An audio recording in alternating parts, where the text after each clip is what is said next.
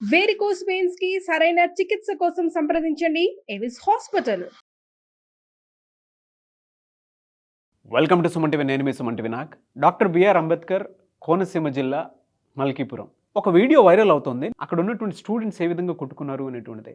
అయితే జరిగింది ఏంటి, వాటికి సంబంధించినటువంటి కీలక అంశాలు ఈరోజు మనతో పాటు హైకోర్టు అడ్వకేట్ రవీంద్రనాథ్ గారు ఉన్నారు. అది వారి మాటలను అడిగి తెలుసుకుందాం. ఎంత దారుణంగా ఉందనంటే స్టూడెంట్స్ ఇలా కూడా చేస్తారా అంటే వాళ్ళు చాలా హీరోయిక్గా ఫీల్ అవుతూ ఉన్నారట. దీనికి సంబంధించినటువంటి డీటెయిల్స్ ఏంటి సార్? మీరు ఆల్రెడీ అక్కడ ఉన్న వాళ్ళతో మాట్లాడారు, స్టేషన్కి కూడా కాల్ చేసి డీటెయిల్స్ తెలుసుకోవడం జరిగిందని చెప్పేసి తెలిసిందే. ఏం జరిగింది అసలు? నాగరాజ్ గారు, నేను మీరు పంపించినటువంటి వీడియో చూశాను. నేను అత్యంత దారుణం అండి, అత్యంత దయనీయం, అత్యంత హేయం అన్న వాడవచ్చు. ఒక అబ్బాయిని పట్టుకొని మిగిలిన ముగ్గురు కూడా ఎంత దారుణంగా చిత్రహింసలకు గురి చేస్తున్నారంటే సంఘటన ఏంటో తెలియదు, విషయం ఏంటో తెలియదు. ఒక అబ్బాయిని కంటిన్యూ కొడుతున్నారండి. ఆ అబ్బాయి ఏదో చెప్పడానికి ప్రయత్నిస్తున్నాడు, తను ఏదో ఎక్స్ప్లెయిన్ చేసుకుంటున్నాడు. ఆయన ఎక్స్ప్లెయిన్ చేస్తుంటే వెనక నుంచి ఎమర పట్టుకున్నట్టుగా వచ్చి ఒక పెద్ద కొబ్బరి మట్ట తీసుకొచ్చి వీపు మీద పడేలిపోయాడు కొట్టాడండి. ఆ అబ్బాయి తూలి కింద పడిపోయాడు. ఆ అబ్బాయి కింద పడి మాట్లాడుతూ మోకాలు నిలబడి మాట్లాడుతుంటే ఇంకొకడు ఒక హీరోకి స్టైల్ వచ్చి ఎగిరెగిరి తనడం. మరలా అందులో ఒక అబ్బాయి అయితే కంప్లీట్గా బ్లాక్ షర్ట్ వేసుకున్న అబ్బాయి అయితే ఎగిరెగిరి తంతున్నాడు. మరొక అబ్బాయి, మరొక లావుపాటిగా రెడ్ షర్ట్ వేసుకున్న మరొక అబ్బాయి ఉన్నాడు. ఆ అబ్బాయి అయితే పిడిగుద్దులు ముఖం మీద కంటిన్యూస్గా గుద్దిస్తున్నాడు. అంటే అటు కుడుతున్నాడండి. ఎట్లా ఉందంటే ఏదో ఒక హీరోయిటిక్గా ఏదో దారుణం జరిగినట్టుగా, బహుశా ఏ టెర్రరిస్టో, ఏ ఉగ్రవాదో, ఏదైనా అసాంఘిక అంటే భారతదేశానికి సంబంధించిన ఏమైనా సంఘటనలు జరిగాయేమో అన్నంత భయంకరండి ఆ భయాందోళన కలిగినట్టు ఆ యొక్క వీడియో చూశాక నాకు కాసేపు అర్థం కాలే. ముఖ్యంగా యూత్ గట్టిగా చూస్తుంటే ఆ తరువాత అర్థమైంది ఏంటంటే వాళ్ళందరూ కూడా ఇంటర్మీడియట్ స్టూడెంట్స్ అనే విషయం అర్థమైందండి. ఆ కొట్టే విధానం చేస్తుంటే సినిమాల్లో రీసెంట్గా వచ్చి ఈ మధ్యకాలంలో వచ్చిన సినిమాల్లో ఒక హీరో ఎట్లయితే ప్రదర్శిస్తాడో ఒక్కొక్కడు తను ఒక హీరోగా ఫీల్ అయిపోయి ఆ ఆపోజిట్ ఉన్నవాడు ఏదో పెద్ద నేరం ఏదో దేశద్రోహం చేసిన కేసుకి దేశద్రోహం చేసేవాడి మీద ఎట్లయితే అటాక్ చేస్తారో ఆ మాదిరి ఒక్కొక్కరు ఒక్కో సైడ్ ఇంకా ఎంత దారుణం అంటే అండి, ఒక వైట్ కలర్ క్లాత్ తీసుకొని ఆ అబ్బాయిని బరబర ఇచ్చుకుంటూ ఆ అబ్బాయిని మెడ చుట్టూ ఒక చున్నీలా బిగించేసి బస్సు చచ్చిపోయాం అనుకున్నాను. నెక్స్ట్ కంటిన్యూషన్ అయితే నేను కాసేపు కళ్ళు కూడా ఆర్పకుండా ఆ సంఘటన అంత భయంకరంగా ఉందండి. అంటే ఎట్లాంటి మానసిక ప్రవృత్తి కలిగినటువంటి వ్యక్తులు ఈరోజు ఉన్నారంటే ముఖ్యంగా టీనేజ్ కుర్రాళ్ళు. తర్వాత వివరాల్లోకి వెళ్ళి ఈరోజు మనం దానికి సంబంధించినటువంటి ఈ సంఘటన ఎక్కడ జరిగిందంటే ఇది కోనసీమ జిల్లా మల్కీపురం పోలీస్ స్టేషన్ పరిధిలో ఈ సంఘటన జరిగింది. దీనికి సంబంధించి ఇప్పుడే మనం ఆ డిపార్ట్మెంట్తో ఉన్నటువంటి పోలీస్ డిపార్ట్మెంట్తో మాట్లాడడం. ఆ ఎస్ఐ గారిని మనం కంటిన్యూగా ట్రై చేస్తుంటే ఎస్ఐ గారు సురేష్ గారు అని తెలిసింది. ఆయన ఎస్ఐ గారు మన కాంటాక్ట్లో రాలేకపోయారు. అక్కడ ఉన్న రైటర్ గారిని అడిగితే కొన్ని విషయాలు డీటెయిల్గా వివరించడం జరిగింది. ఇది యాక్చువల్గా ఆయన మాటలో నేను మీకు చెప్తానండి. వివరించిన విషయం ఏంటంటే వీళ్ళ మీద ఎఫ్ఐఆర్ కూడా నమోదైంది. ఈ సంఘటన మొన్న నవంబర్ 5వ తారీఖు ఈ సంఘటన జరిగిందని. ఇది ప్రత్యేకంగా ఏంటంటే ఒక అమ్మాయికి సంబంధించి ఇందులో ఎవరైతే బాధితుడు అంటే ఎవరైతే కొట్టించుకున్నాడో ఆ బాధితుడు ఒక అమ్మాయిని లవ్ చేస్తున్నాడని, ఏ అమ్మాయిని అయితే లవ్ చేస్తున్నాడో ఈ కొట్టిన ముగ్గురు వ్యక్తుల్లో కూడా ఒక అబ్బాయి ఉన్నాడు. అతను కూడా సేమ్ ఒకే అమ్మాయిని, it's a triangle love story. ఇది కంప్లీట్గా ఒక ట్రయాంగిల్ లవ్ స్టోరీ. ఈ బాధితుడిగా ఎవరైతే కొట్టింపబడుతున్నాడో ఒక పింక్ కలర్ షర్ట్ వేసుకున్నాడో అతన్ని కంటిన్యూగా ఎవరైతే కొడుతున్నారో ఆ బాధితుడు అతని పేరు యువరాజ్ అని తెలిసింది. అతడు ఒక అమ్మాయిని లవ్ చేస్తున్నాడని, ఈ ముగ్గురు కొడుతున్నటువంటి వ్యక్తుల్లో అందులో ఒక అబ్బాయి వాడి పేరు రవిప్రకాష్ అని తెలిసింది. ఈ రవిప్రకాష్ అనే కుర్రాడే ఈ యువరాజ్ ఎవరినైతే ప్రేమిస్తున్నాడో అదే అమ్మాయిని ఇతను కూడా ప్రేమిస్తుంటే ఈ అబ్బాయిని కంప్లీట్గా కిడ్నాప్ చేసి దగ్గరలో ఉన్నటువంటి చెట్టు పొదలో తీసుకెళ్ళి దారుణంగా ఈ యొక్క రవిప్రకాష్ తాలూకా మిగిలిన మిత్రులు కూడా వీళ్ళందరూ కలిసి ఆ అబ్బాయిని తీసుకెళ్ళి దారుణంగా చిత్రహింసలు పెట్టారు. అది మార్నింగ్ ఆ అబ్బాయిని తీసుకెళ్ళి ఈవినింగ్ వరకు కంటిన్యూస్గా మార్నింగ్ టు ఈవినింగ్ వరకు చిత్రహింసలు పెట్టి సాయంత్రం పూట పూర్తిగా వికతజీవిగా మారిపోయి సృహ కోల్పోయిన విధంగా మూర్ఛల్లి పరిస్థితులు ఉంటే ఆ అబ్బాయిని తీసుకెళ్లి జంక్షన్లో పడేసి వెళ్ళిపోయారని మనకైతే అందరి విశ్వసనీయ సమాచారం అయితే మనకు తెలిసింది. ఇక్కడ ముఖ్యంగా విషయం ఏంటంటే వీళ్ళందరూ కూడా ఇంటర్మీడియట్ స్టూడెంట్స్. నాగరాజు గారు, ఇంటర్మీడియట్ అంటే ముక్కు పచ్చలారని చిన్న పిల్లలండి. జస్ట్ హార్డ్లీ అంటే 15 years 10th క్లాస్ అనుకుంటే 16-17 years అండి. వాళ్ళ బిహేవియర్ అలా ఉందా సార్? వాళ్ళని చూస్తుంటే ఒక్కొక్కరు కూడా ఎట్లా ఉన్నారంటే ఏదో క్రౌర్యం అండి. వాళ్ళ కళ్ళల్లో క్రౌర్యం, వాళ్ళ మాటల్లో క్రౌర్యం, వాడు ఎంత వల్గర్ అబ్యూజ్ లాంగ్వేజ్ మాట్లాడుతూ కొడుతున్నారంటే వీటి యొక్క ఇంపాక్ట్ ఆ అబ్బాయికి 17 ఏళ్ళ వయసు. అందరూ కూడా ఒకే ఏజ్ గ్రూప్ వాళ్ళు 17 years కుర్రవాళ్ళని తెలిసింది.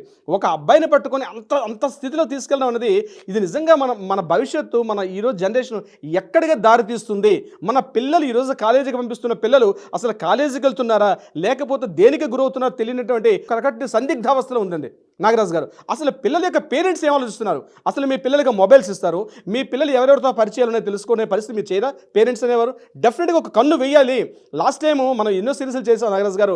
ముఖ్యంగా అబ్బాయిల యొక్క ప్రవర్తన, అమ్మాయిలు ఈరోజు ఎంత జాగ్రత్తలు తీసుకోవడం పక్కన పెడితే అబ్బాయిల యొక్క ప్రవర్తన నియమాలు ఎట్లా ఉంది, ఇంట్లో ఎట్లాంటి బిహేవియర్, వాడు అడిగినటువంటి మొబైల్, వాడు అడిగినటువంటి డ్రెస్, వాడు అడిగినటువంటి షూస్ కొనివ్వడం మన బాధ్యత. అంటే ఒక తండ్రిగా బాధ్యత, ఒక తల్లిగా ఇంట్లో వాడికి కావాల్సినట్టు పేడ పెట్టినట్టుగా పెంట పెట్టినట్టు ఆ అబ్బాయిని మీరు ఎట్లా తయారు చేస్తున్నారండి వాడిని?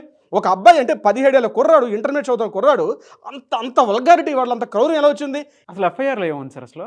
ఎఫ్ఐఆర్ కాపీ ఇప్పుడే మనం తీసుకున్నాం సార్. దాంట్లో సెక్షన్స్ పెట్టారు. ముఖ్యంగా ఆ సెక్షన్స్ కూడా బిఎన్ఎస్ యాక్ట్ ప్రకారం వాళ్ళు పెట్టిన సెక్షన్స్ కూడా నేను మీకు వివరించే ప్రయత్నం చేస్తాను. ముఖ్యంగా అందులో ఉన్నది ఈ దృశ్యం ఏదో ఒక ప్లాన్ లేకుండా ఏదో కాస్త కొట్టేసాడని కాదండి. ఏదో కోపం వచ్చింది ఆవేశంలో కొట్టడం వేరు. కానీ ఈ కొట్టే విధానాన్ని షూట్ చేశాడు ఒక అబ్బాయి. వాళ్ళు షూట్ చేసి దీన్ని సోషల్ మీడియాలో పెట్టింది కూడా వాళ్ళే. అంటే ఇట్స్ ఎ ప్రీ ప్లాన్డ్. అంటే మేము మర్డర్ చేస్తే మేము కుడితే ఏ రేంజ్లో ఉంటుంది అంటే ఒక అమ్మాయిని దృష్టిలో పెట్టుకొని ఆ అమ్మాయి మెప్పుదల కోసం, ఆ అమ్మాయి యొక్క దీనికోసం చెప్పి ఏ స్థాయికి వెళ్ళిపోయింది యూత్. అంటే కొట్టే విధానాన్ని పూర్తిగా వీడియో తీయడం, ఆ వీడియోని సోషల్ మీడియాలో, అంటే ఎక్కడ కూడా ఒక విశృంఖలత్వం తప్ప ఒక భయం, కాస్త భక్తి ఎక్కడ ఏ కోశంలో కూడా కనిపించట్లే. అందుకే ఈ సెక్షన్స్లో కూడా వాళ్ళ మీద పెట్టిన సెక్షన్స్ కూడా మీకు వివరిస్తాను. ముఖ్యంగా BNS 126/2, BNS 118/1, BNS 109(1), BNS 308/2, BNS 351/2, BNS 115/2.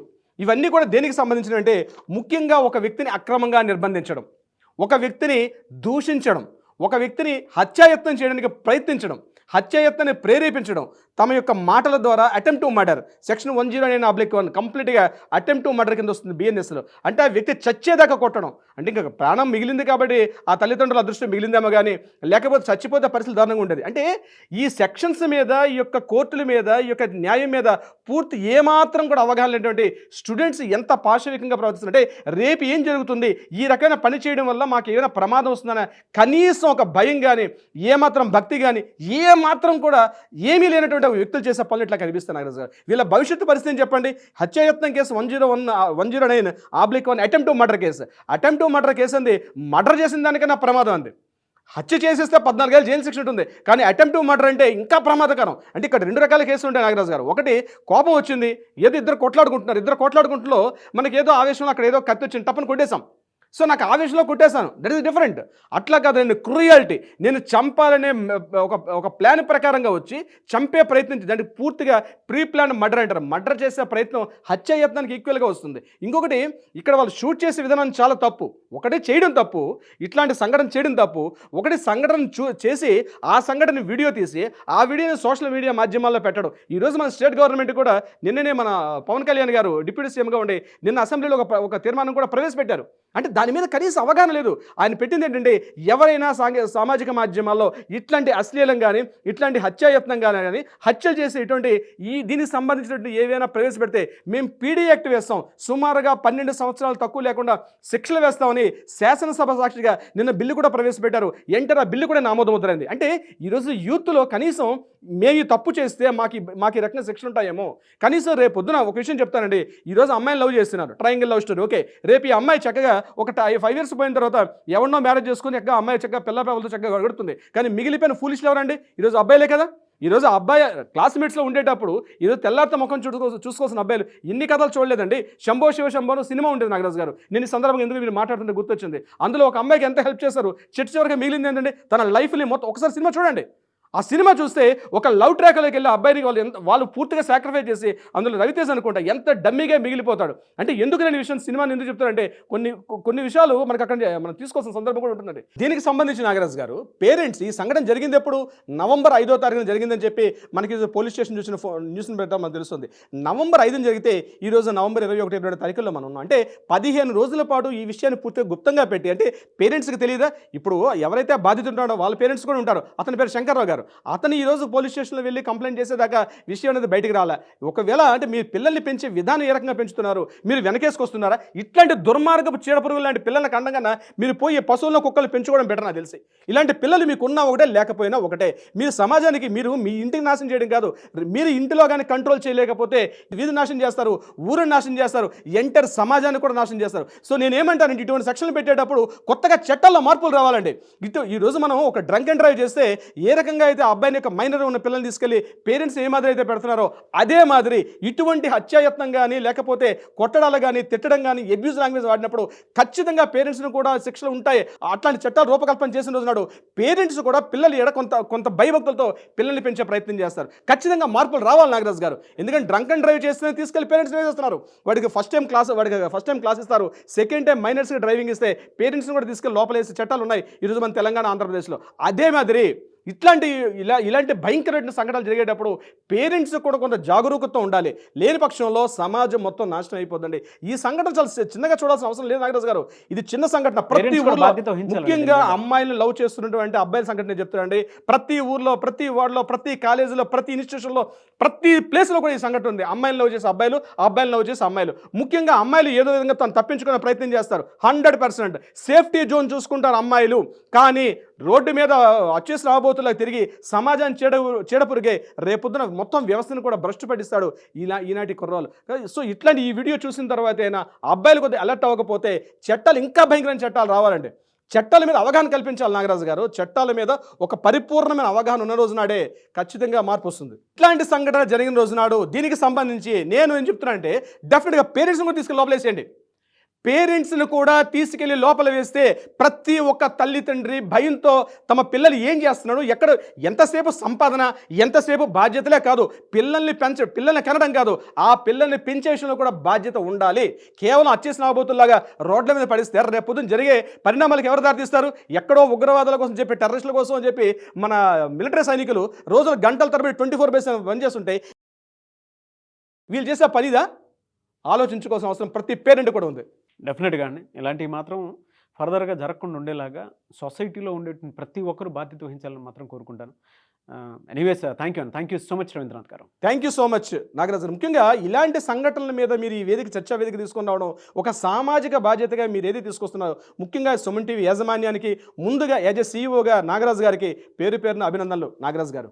Thank you sir. నేను వెంటనే మీకు వీడియో షేర్ చేసినప్పుడు డైరెక్ట్గా అక్కడ పోలీస్ స్టేషన్కి కాల్ చేసి డీటెయిల్స్ అన్ని తెలుసుకొని ఏం జరిగింది, ఇంకా దీనికి సంబంధించినటువంటి డీటెయిల్స్ ఏంటని చెప్పేసి డీటెయిల్ కనుక్కొని ప్రేక్షకులకి ఇలాంటి ఫర్దర్గా జరగకుండా ఉండేలాగా పేరెంట్స్ కూడా బాధ్యత వహించాలని చెప్పేసి చెప్పారు. సామాజిక బాధ్యత అదే కరెక్ట్ అని చెప్పేసి భావించాలి.